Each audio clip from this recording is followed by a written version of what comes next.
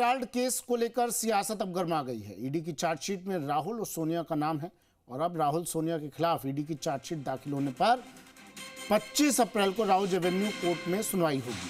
मामले को लेकर कांग्रेस कार्यकर्ता प्रदर्शन कर रहे हैं। और भी ठीक कह रहे थे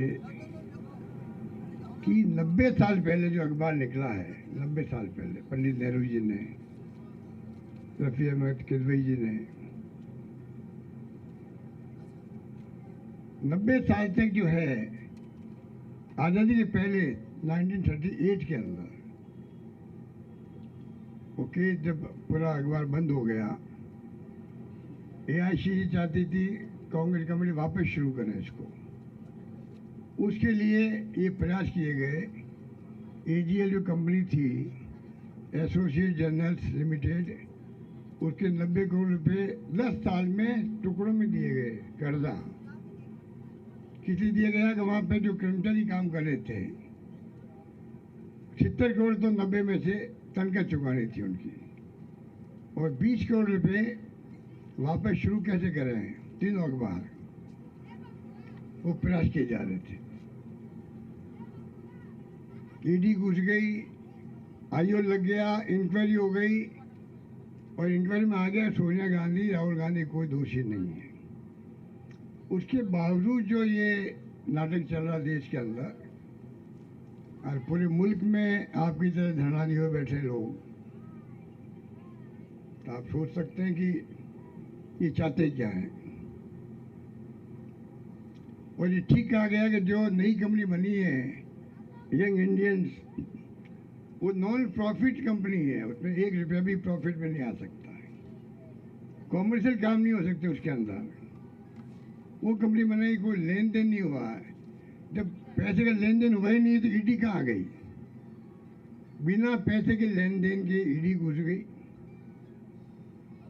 नोटिस दे दिए। 600-700 करोड़ रुपए की संपत्तियां हैं बम्बई में, दिल्ली में, लखनऊ में, अटैच करने की बात कर ली।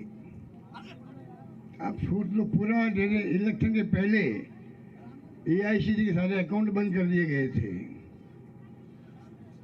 आप कल्पना कीजिए, डेमोक्रेसी के अंदर एक मुख्य राजनीतिक पार्टी जो विपक्ष में है, जिसने मुल्क को आजाद करवाया, सारे अकाउंट बंद कर दिए। चुनाव कैसे लड़ेंगे?